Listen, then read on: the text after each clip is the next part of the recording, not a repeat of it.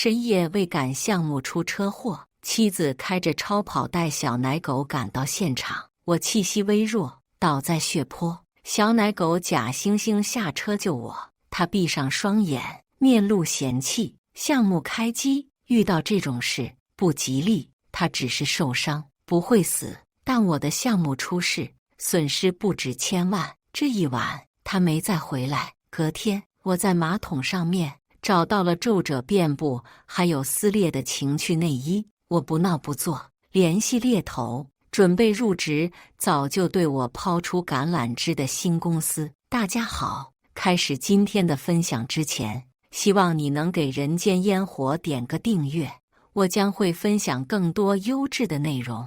你好，南先生，您经我司审核非常优秀，欢迎入职我司算法岗位。当我接到入职信息，泳池里面冒出一颗美丽的头。林岩手捏防水手机，从泳池里面钻出来，从后面抱住我的腰。你买来不是说防水的吗？怎么一会儿就冒烟了？算了，你是我老公，不跟你生气了。说话时，他的头搁在我肩窝上，还亲昵地蹭了蹭，但视线却扫向紧捏着的手机。他根本没听清我的解释。手机屏幕闪烁，顶部弹出一个昵称 Crush。这一刻，我的心沉在谷底。Crush， 意中人，他的男神有了，那我是什么？家里伺候他的男保姆吗？林岩去换完常服回来，我戴着护套的手指已经飞快整理了入职材料，点击发送，同步离婚协议，一系列丝滑操作。他微扬起精致的下巴，手一扬，流畅丝滑地把湿淋淋的泳装扔过来，但我没有接过。林岩湿湿的手就这样尴尬地掷在半空，他眉宇间已有怒气，只是碍着工作人员，没有发作。林岩轻吸一口气，略有不悦：南河，你的体检报告我回回都看了，除了转氨酶有点偏高，没什么大碍。我只是轻嗯一声。就在昨晚，只因他发了个信息，我连夜给他送材料。惨遇车祸，我的手指截断，只能戴着护套，不能沾水，不能高强度工作。林岩视线扫向我戴着夹套的断指处，眼里有一丝隐晦的嫌弃。你只是个断了根为止，并不是断手断脚，不要整天一副要死要活的模样，没谁欠你的。还有，我跟国外的医生联系过了，他们是做仿生器官的，我给你定制了一对，下个月会送到。见我不阴不阳的应声，林岩愈发不悦，走前冷漠提醒：断指的事我帮你压住了，如果在公司传出去，让部门总监知道了，可能会质疑你工作能力的持续性，有被辞退的风险。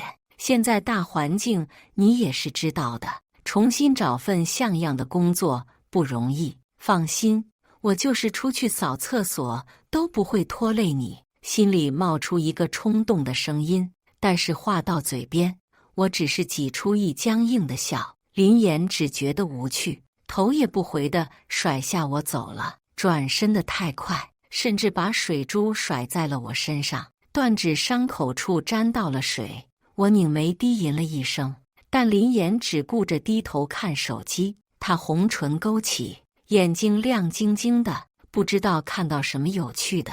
工作人员提醒下，我自行去医务室处理伤口。无聊中，我登录了 ins， 林岩的私人生活喜欢发在 ins 上，因为可以避开国内多数朋友。这个账号还是去年我偶然发现的。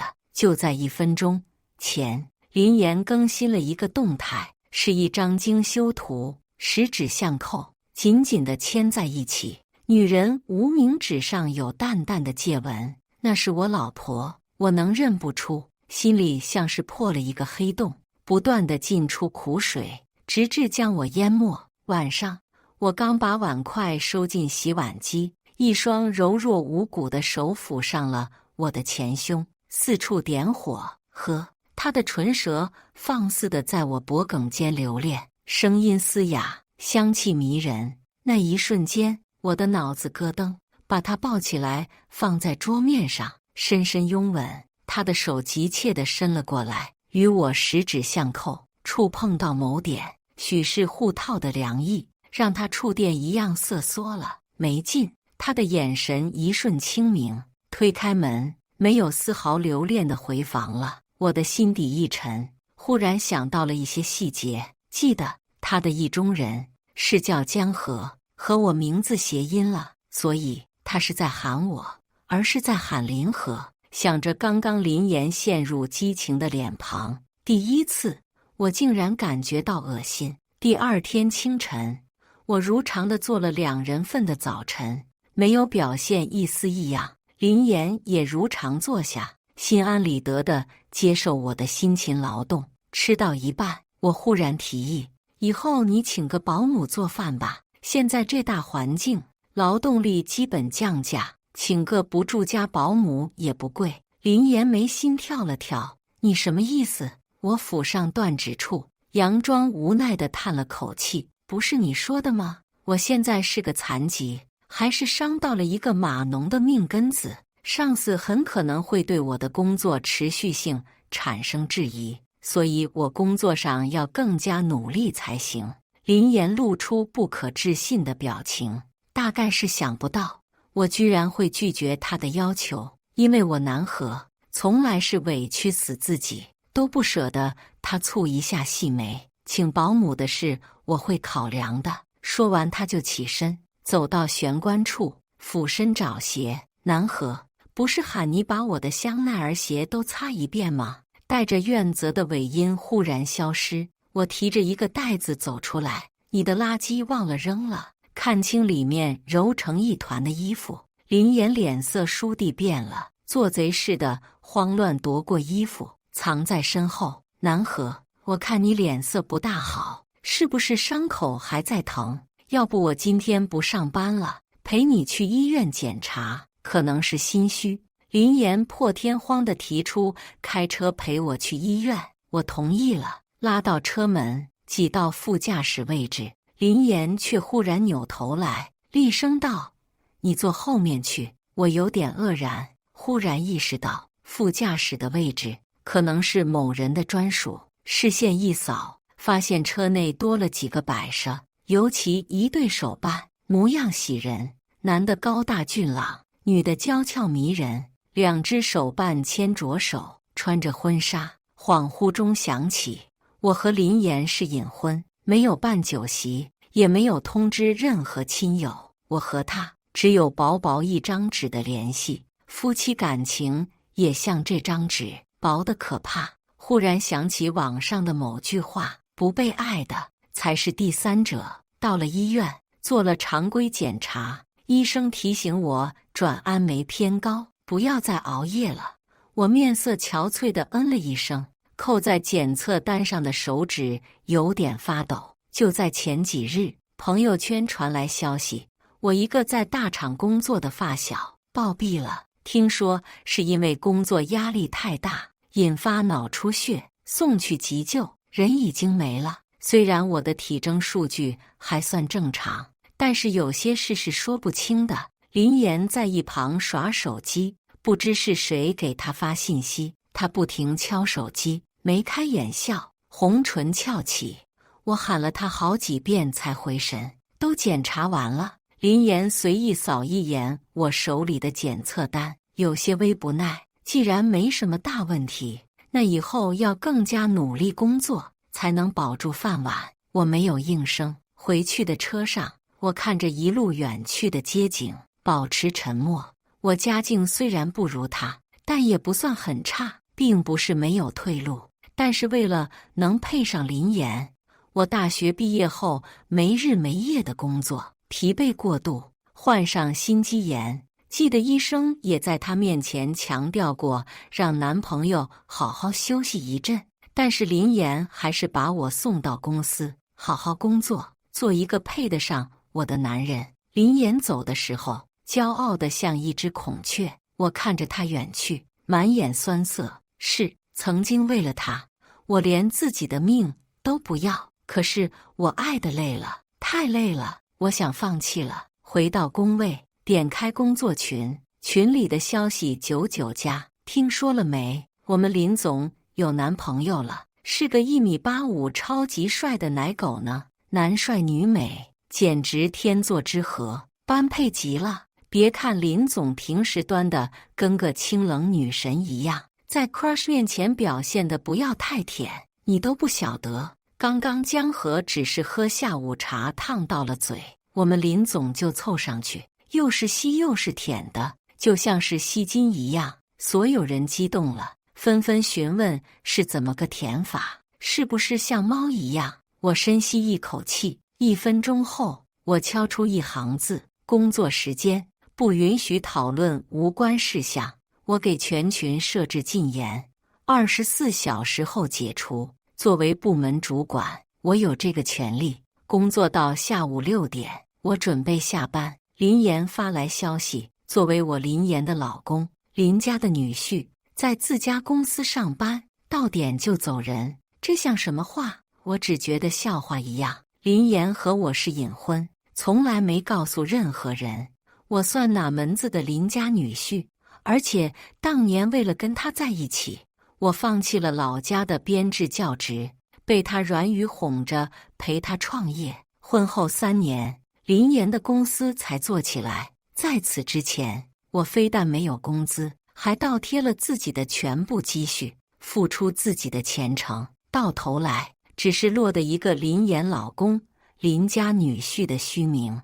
我到底是占了他家哪门子的便宜？甚至他现在还出轨了。回望跟他在一起这么多年，才真是吃了狗屎一样。反正我已经准备好了离职，这份女婿工作谁爱干干去。收拾下工位，刚要走人，忽然一具温软的身体从后面抱住我：南河，怎么不理我？想你。我看一眼未读信息，明天有空吗？陪我去郊外滑翔怎么样？记得刚结婚那会，我也曾提出过跟林岩双人游，做点刺激项目。好哥们和女朋友玩了个空中项目，晒到朋友圈，被戏称为神雕侠侣。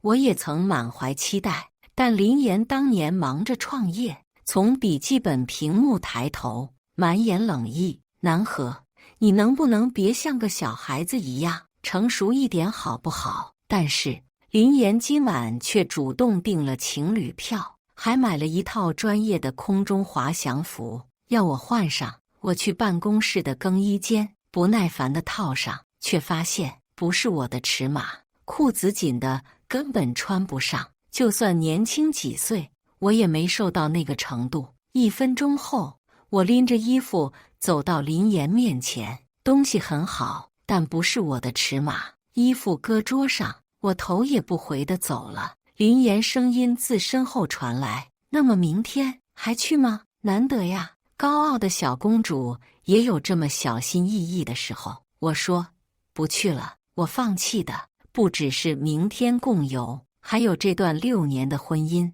我仍然爱他，但我累了。对上他有些受伤的眼神，我冷声说：在公司里不要搂搂抱抱的，免得被人看见，传出去不好听。林岩睁圆杏目，满脸不可置信。曾经这是他对我说的话，如今我还给他了。回到家，简单洗漱后就钻进了床。我太累了，脑袋很快昏昏胀胀。凌晨2点，林岩开门，全部的灯亮起，我被刺眼的灯光晃醒，猛地抚上胸口，心跳的速度明显急促。医生说患上心肌炎，很容易因为刺激产生应激反应。淋浴间的水流声响起，我只觉得心口更疼了。几分钟后，一身湿气的林岩钻进被窝，柔软的身躯贴上我的后背，他故意磨蹭，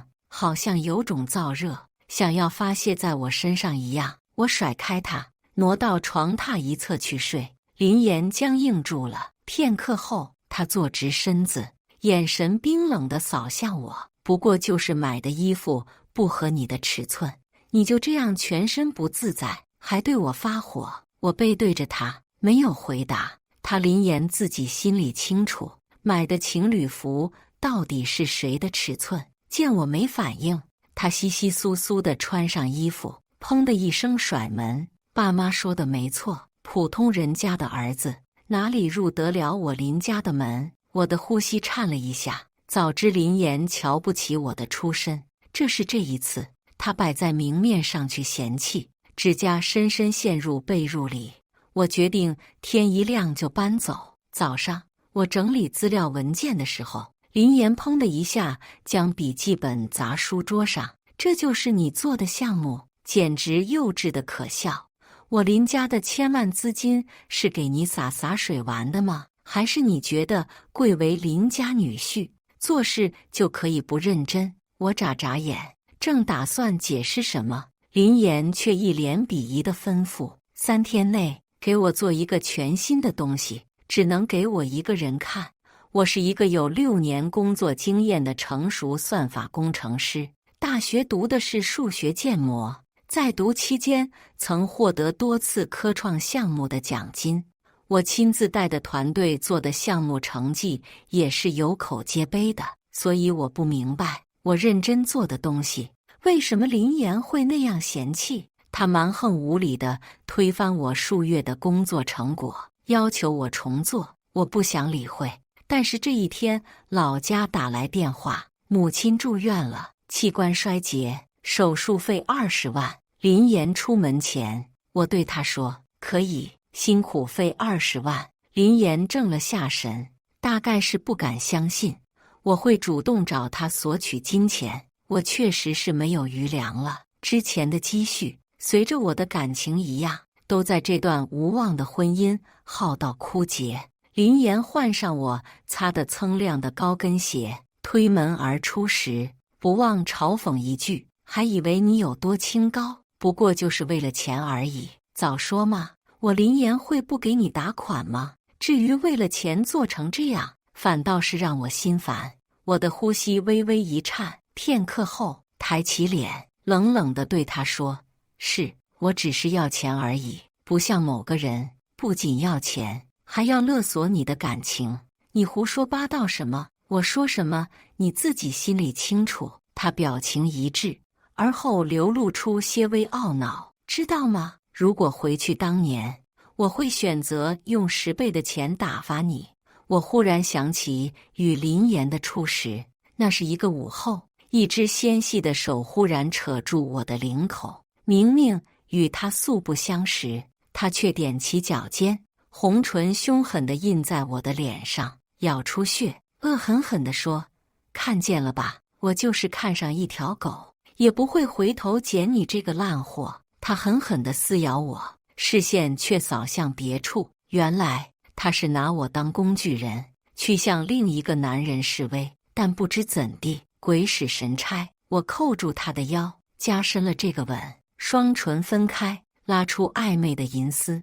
而观众早已走远，林岩白皙冷艳的脸泛着微红，明艳至极，仅剩的一点理智，让我掏出了一张2维码。换来林岩狠狠瞪我一眼。当天晚上，支付宝提示音10万 RMB 到账，天降巨款。一个19岁的男大学生幸福到晕厥。过去的回忆有甜蜜，有心酸，回味过来却是淡淡的苦涩。砰！剧烈的甩门声将我唤醒。我苦笑一声。从一开始，林岩从来就没有看上过我。我只是个工具人而已，从始至终都是。为什么要自欺欺人，耽误了自己足足6年？一个男性最年轻、最鼎盛的6年，我毁了。在把50万打款过去后，接下来的1周，我请假在家，沉浸式进入工作，而林岩一次都没回来看过我。最后一天，项目解体，我全部打包发给林岩。之后3个小时都没有任何动静。晚上7点，我接到林岩的电话：“你做得很好，我给你加10万。”他的语气是异常的欣喜。不必了。不等我推拒，手机银行收到10万到账的提示音。我准备给退回去的时候，工作群忽然收到置顶消息：本司员工江河的项目受到上面嘉奖，林总亲自为他举办庆功宴，就在今晚高空酒店，请所有人务必出席。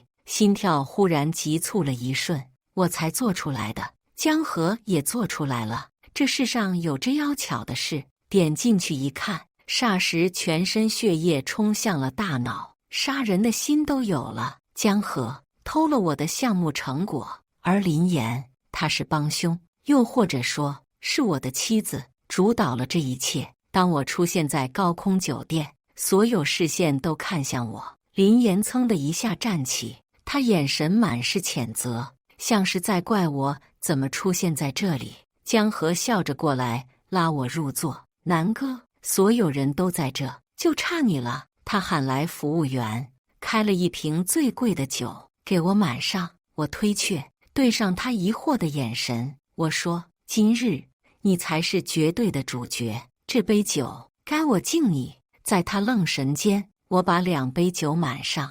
你和林总的事我也知道了，不愧是男才女貌，天作之合，做事都一样的不上台面。当着所有人的面，我把林岩和江河的手交握一起，周围一阵呼声。江河害羞地低头，林岩不解地看我，我没有多留，把离婚协议搁在桌上就离开。林岩追我到门口，南河，你什么意思？就因为这，你就要跟我离婚，放弃我们6年的感情？他的语气充满指责，好像我在做一样。我点头。林岩激动地握住我的手，很快又触电一样缩手。我的断指处到底还是让他嫌弃了，嫌弃我是一个残缺的男人。可他怎么不想想，我的尾指为什么会断？车祸那天，他明明看到了我，明明见到我在鲜血淋漓哀嚎求救的模样。他停下了车，甚至江河还摇下车窗，煞有其事地问他我是谁。可他却选择了无视。如果他及时把我送去医院，我的手指根本不会断。明明犯错的人是他，却好像我的全世界都错了。仔细想来，这6年来都是如此。这一瞬，我为自己感到强烈不值。江河紧跟过来，像是察觉到什么，指着我的脸，忽然惊呼起来：原来你就是那晚发生车祸的人。当时我还让司机紧急停车，看看怎么回事。当时围了一圈的人，已经有不少路人拨打救护车了，所以我才离开的。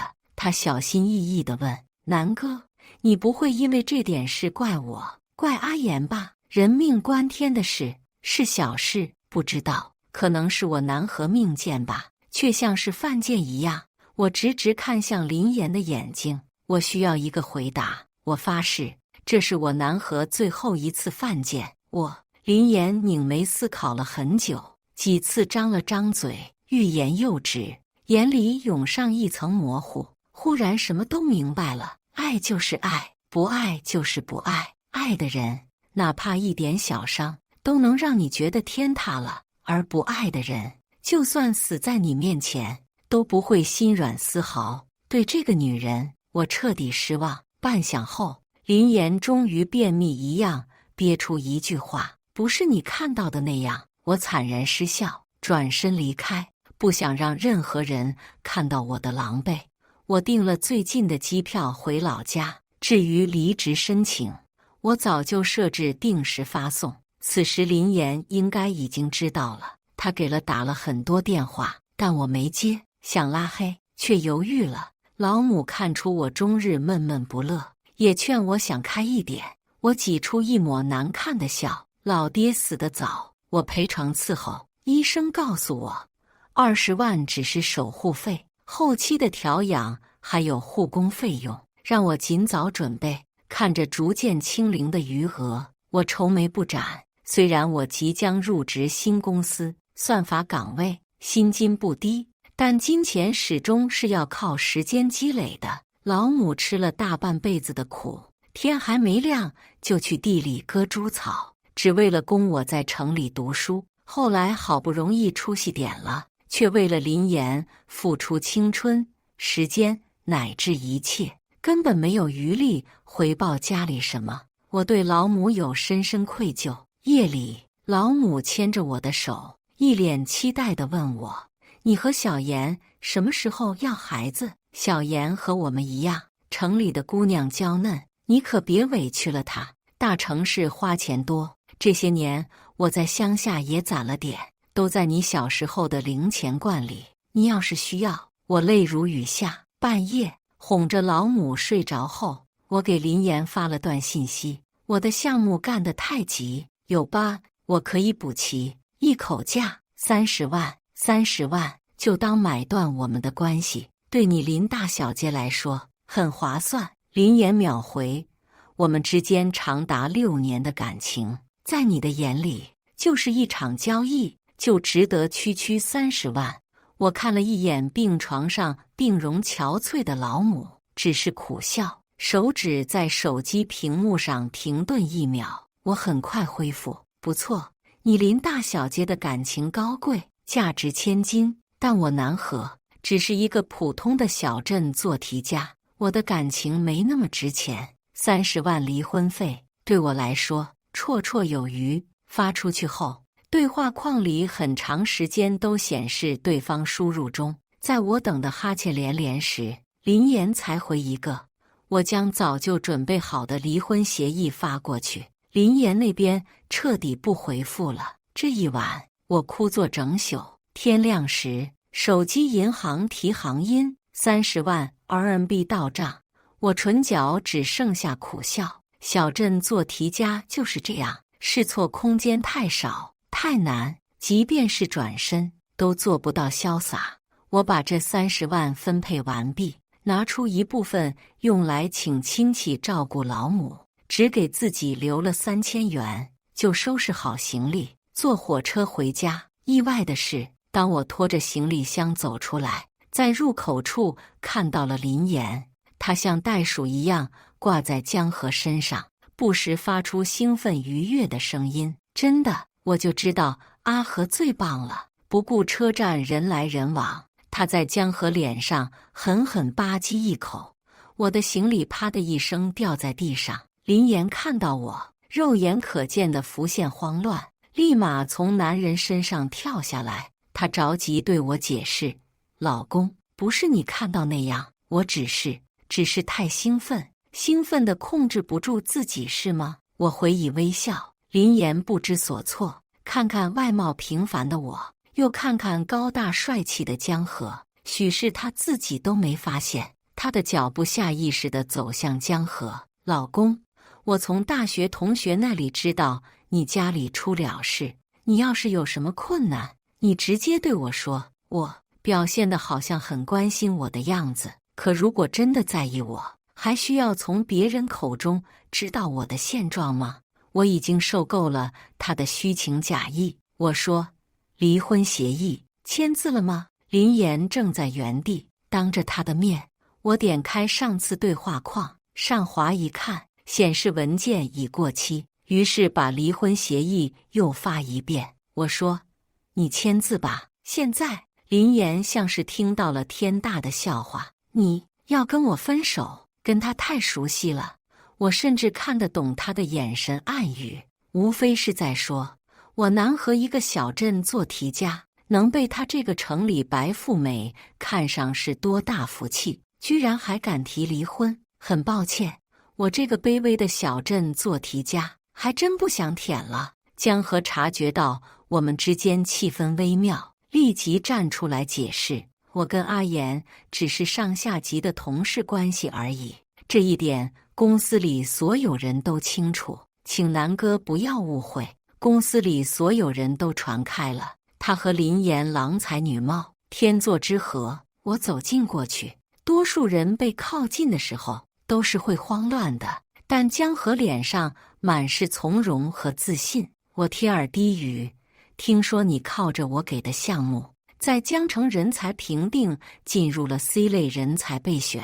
江河闻言脸上的从容有一瞬皲裂。虽然我那个项目已经被林岩买断了，但是我也提醒你一句，打铁需要自身硬，不是你的终归不是你的。林岩在一旁看着我们，面色逐渐阴沉，比我想象中还要快。江河有点破防，一把推开我：“你胡说什么？那个项目全是我自己做出来，我的云盘上有完整记录，不是谁都能污蔑的。”这一刻，不仅是我，就连林岩都一脸错愕，显然是没想到江河的优点不仅是长得帅，连说起慌都这么理直气壮。车站不欢而散后，我提着行李搬去租的新公寓，离市中心还要更近一些，因为入职新公司在这里。休息几日后，我就去办理入职手续，一切都很顺利。虽然现在大环境一般，但算法岗还是很好找工作的。和普通码农35岁退休不同，算法工程师越老越吃香。领导也很重视我，下班后专门请我吃饭，对我解释初入职工资低的原因，还承诺只要年底项目落地，我的工资可以翻几倍。饭后，我收到林岩的短信：“南河，晚上可以约吗？”说来可笑，和林岩纠缠这么多年，他还是第一次用这种口吻跟我说话，倒是让我很稀奇呢。我答应了，可以，但我要高空酒店。我点名要给江河庆功的那家高空酒店。赴约后，我发现林岩订的是最好的座位，偌大的环形落地窗前，可以俯瞰整个城市夜景。不出预料，林岩见到我眼睛一亮，不吝赞扬。我更稀奇了，认识这么久，他难得这么舔啊，莫不是有求于人？果然，没绷多久就露馅了。林岩说：“之前江河你帮忙做的那个项目，受到了当地 ZF 部门的赞扬，江河拿到了几百万的人才创业补助。我的公司也借势拿下几个很好的面上项目，在业内展露锋芒，我差点为他鼓掌，这不是很好吗？”林岩沉下眸子，可是后续却接不上来了。江河不懂那些技术，他最多做一些行政方面的事情，有时候项目的交接工作，对方一问到涉及专业的问题，他就回不上来，导致闹出好几次笑话，也多少连累到我的公司。我听不下去了。总之，林岩就是想让我继续给他当个牛马，做出成绩，还不能挂名的那种。所有的血汗都是我自己，所有的功劳都是别人的，这就是他林岩绝妙的主意。难道我南河是个傻子吗？就甘心一辈子无止境地被他利用吗？我忍不住提醒他一句：“别忘了，我们已经离婚了。”林岩停下先前的话题，他端起红酒杯，似笑非笑地看向我：“这只是你单方面闹脾气，我林岩并没有签字，离婚不算数。”我额头青筋蹦起：“你到底想怎样？”林岩摇摇头：“我没有想怎样，也没有想过要和你离婚。我有多在乎你，你是知道的呀。我不会因为这点事跟你离婚的。”像是听到了天大的笑话，我激动地站起，指着自己鼻子：“你在乎我？你难道忘了那天雨夜，你看到车祸重伤的我，居然头也不回地调转车头，跑得无影无踪？你但凡有一丁点的在意我，也不可能狠心做出这么决绝的事情。”林岩苦笑：“你到底还是在意那晚的事。其实之后很多次都想跟你解释，但你一直对我不阴不阳的，不给我开口的机会。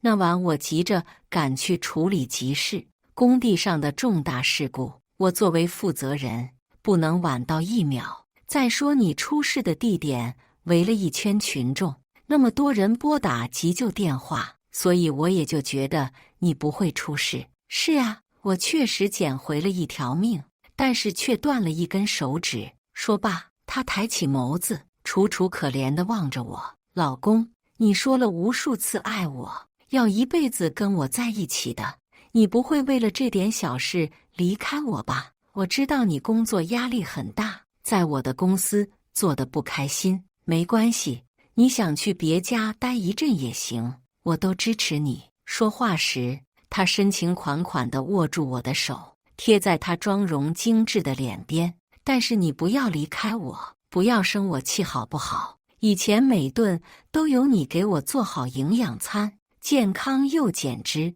不像外面那些餐馆，要么清汤白水寡淡无味，要么油水重到影响我的身体健康。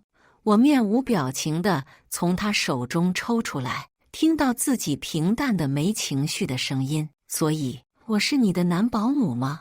你是不是还想说外面的男人就像个绣花枕头，也没有我贴心，能够忍受你所有的小脾气？林言，以前我可以无底线的容忍你，是因为爱，但是现在我已经不爱了，所以请停止你对我没有止境的索取。我南河傻了很多年，现在已经不傻了。林言怔愣了一下，双手还僵硬地保持前一刻的姿势。他歪着头，你不爱我，我们在一起整整6年，以前不是没吵过架，可都是没几天就和好了。如果你告诉我你再也不想理我了，我是真的不信。林言坐直身子，脸上流露出惯有的骄傲，一副看穿一切的表情。但是这一次他错了。我满眼讥讽，林言，你到底还要欺骗我？欺骗自己到什么时候去？你跟江河什么关系？你对他有多么青睐，全公司所有人都知道，知道吗？每天早上保洁从江河办公室门口经过，都会把地面多拖几遍，就因为你对他的特别。其实江河心里也很清楚，他人前文质彬彬，人后恃宠而骄。有一次午休时间，他给公司里所有人都点了奶茶，唯独我没有。他很抱歉地说忘了。其他人也劝我，一个男子汉不要计较这点芝麻小事。要不是你这个林总对他的另眼相待，敢问他一个小实习生，又怎么敢这么对前辈呢？餐厅庆功那一晚就在这，你们接吻了是不是？我拿出手机视频，一片礼花和群众惊呼声中，江河跨腿到桌上，与坐着的林言深深拥吻，法式热吻，好几分钟，两人的唇片都没有分开，激情中拉扯出的银丝，甚至淌落到了杯里的红酒。所以，直到现在，你还要在我面前装深情吗？看着手里摇晃的红酒，我忽然有点犯恶心。林言脸上血色一点点褪去，直到热红酒都凉了，他才声音低哑地开口：不是你想的这样。林言大学时候有个爱而不得的白月光，托了那个白月光的福，我被1万元买断，成了林言的男朋友家专属男保姆。江河能得到他的垂青，当然靠的是和白月光7分相似的脸。林言第一次看到以实习生身份进来的江河，还真是惊喜万分。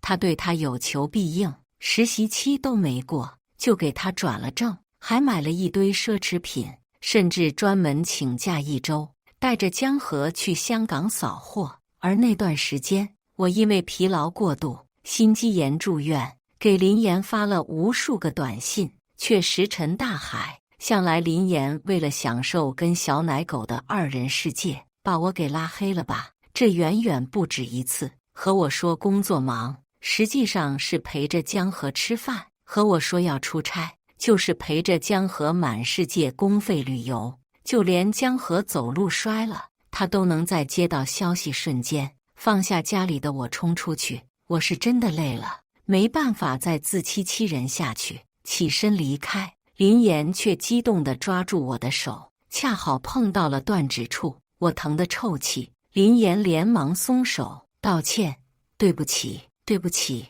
他这副犯了天大的错的模样，实在是陌生极了。南河，可以不走吗？他小心翼翼的，而我没有出声。其实我根本没搞懂，他这副悔不当初的模样，到底是不甘心被我甩了，还是醒悟到江河只是个绣花枕头，能帮衬他的范围太小。没有我各种利用价值，但我不想深究了。过去的6年就像是一场雨夜里粘稠的梦，稍一回忆就全身不舒服。我醒了，听见自己冷漠的声音对他说：林岩，我们彻底结束了。林岩到底还是没有在离婚协议上签字。我咨询过律师，就算林岩同意了，离婚也是很麻烦的事，拿到蓝本至少得是半年了。我揉了揉酸胀的太阳穴，同事发来信息，说是在高空餐厅开组会，又是哪里，留下的印象都不太美好。但我只是个牛马，得配合集体，只是没想到竟然在那里又遇到了林岩，还有江河。江河气质形象出众，引来了我公司女员工一片星星眼。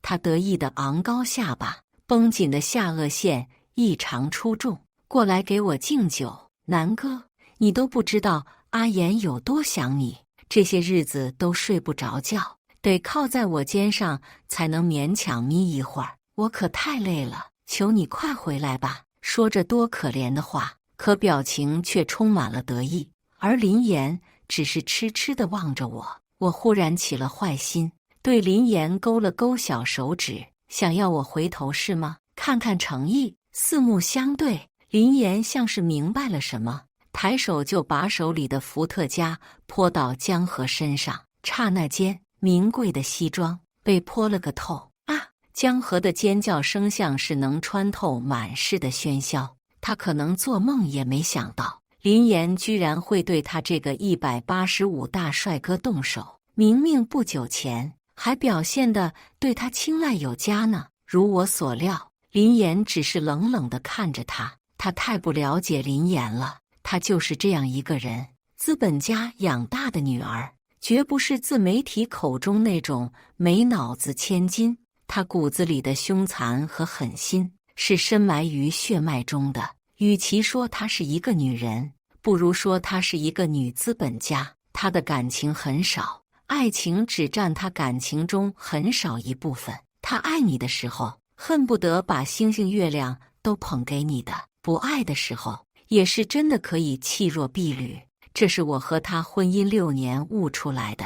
而江河这个嫩头青显然不懂这个道理。可不，江河居然还眼冒泪花，委屈地说：阿言，还记得吗？有一晚你喝醉了，一直抱着我，发誓说会一辈子对我好。家里的那个男人只是年轻不懂事留下的 bug。 话没说完，就被林岩一脚踹到心窝，又左右开弓，连扇2个巴掌。扑哧，江河被打得呕出血来，他简直不可置信，不相信林岩会这样对他。他眼里不剩丝毫情感。搞清楚，你只是我的助理而已。如果还掂量不清自己的身份，我不介意将你请出去。江河呆了，呵，有些话私下说说也就算了，被他这样传扬出去，林岩的脸面还要不要？果不其然，随着越来越多人议论纷纷，林岩脸色越来越难看，不上台面的东西。最后，他对江河下了审判。我的脑子里忽然闪过一丝念头，是不是曾经很多次，他也是在私下聚会中骂我小家子气，不上台面的东西？林岩骨子里的傲慢从来没改变过，即便是对待他的爱人。惩罚了江河后，林岩补了补口红，才靠近我，一脸讨赏的表情。老公，我已经教训过他了，可不可以不再跟我生气了？老公，对这个称谓我有点陌生，这好像是林岩第一次在人前公开我的身份。环视一圈，果然周围都是陌生人。在我愣神间，林岩捧住我的手，老公，爱你演的人我都惩罚过了，你别生我气了，我们回家还像以前那样相处，好不好？我早已习惯了生活里处处有你，这段时间没有你陪在我身边，我都快疯了。他很自然地贴向我，将美丽的脸蛋贴在我的肩窝。片刻后，我推开了他，声音冷淡：你到底是需要我，还是需要一个男保姆？对上他不解的目光，我一字一句，从容淡定地说：6年了，你习惯了我的存在，我的照顾，以至于都分不清到底是爱还是习惯使然。你现在的所有行为，只是被放弃后的不甘而已。我可以实话告诉你，我不爱你，真的不爱你。我一点一点的，不顾他的哭泣摇头，把他的手一点点掰开。最后，林岩无力地跌落在椅子上，走到江河面前，他畏惧对上我的目光，本能地往后爬去。他的空间一点点缩小，到了墙角，退无可退。很快，他破防了，歇斯底里的大吼：“你到底想干什么？他林岩欠你的，我可不欠你。”我似笑非笑：“真的不欠吗？”江河心虚低头，砰！我一脚狠狠踹去，可不是林岩那花拳绣腿，一脚踢得江河吐血哀嚎：“求我放过！”他声线颤抖：“南哥，是我贱，我不该贪婪无耻，图谋你的项目成果。”这一刻，我忽然泄了力，好像堵在心口的一口闷气终于释怀了。我录下江河的认罪视频，发到林岩公司的群里面，没有兴趣看其他人的反应，发完就退群。江河就像是被逗垮的鸡，瑟缩着躲在角落。我没有兴趣理会这个失败者，也不知道林岩什么眼光，找替身也不知道找个好点的。这家伙不止能力薄弱，意志力也薄弱得很，跟这样的对手较劲很没劲。我离开了高空餐馆，坐电梯到1楼大厅，听到后面熟悉的呼声，林岩好像追出来了，但是我加快脚步，踏上新公司派来的专车。南河，林岩的呼声淹没在了雨声中，看到街景飞快地往后，我内心一片平静。绿灯等待时，司机得先问我是什么职业，我如实回答：一个码农。司机笑了：南先生真谦逊，算法工程师可不是普通码农，一个是35岁退休，一个是越老越吃香。先生专业好，性子好，前途无量啊！我吃惊：你知道我？司机淡笑不语。后来我才知道，原来司机是老板家的亲戚，而老板家千金似乎对我有兴趣，只是司机来试探我。半年后，我带着新女友出游，偶遇林岩。他眼下深深乌青，看起来憔悴很多。林岩视线落在女友傲人的身材，双目都极度红了。就因为这，你放弃了我？女友示威一样挺了挺饱满的胸脯。不止呢，我家还很有钱。林岩怒不可遏：你是什么人？你父亲是谁？女友骄傲道：江城许家，区区一时身价，不算大富豪，但包养我 crush 男，绰绰有余。他踮起脚，给我一个香香。林岩气愤的眼睛红得像兔子：你还不知道吧？南河离过婚，你就不怕他和你在一起是为了你的钱？女友在我脸上用力吧唧一口，看向林岩时，他不屑道：才不怕呢，那些小男生除了要我的钱，还要勒索我的感情，不像南河那么有才华，年底评上了江城 C 类人才，让我可有面子。关键是划重点，南河只图我的钱，我的资源，不贪婪我的感情。林岩一副天塌了的表情，我笑着刮了刮徐雅娇挺的鼻子，调皮。我公主一样抱起徐雅，上了她许家的超级豪车。徐雅在怀里直哼哼，林岩眼睛都快瞪出来。豪车疾驰而去，扬起的灰尘喷了他一身，身后传来他歇斯底里的嘶吼：南河，你会后悔的，上门女婿不会有好下场的，是吗？也许吧，但是人生短短几十载，我南河现在觉得很快乐。徐雅不停地在我怀里磨蹭，见我出神，立即送上香吻：南，不许你想别的女人，听小皇上的，我很幸福，也很幸福。以上就是今天分享的故事，大家有什么想说的、想吐槽的，欢迎在下方评论交流。也更希望能给人间烟火点个订阅，我将会分享更多优质的故事内容。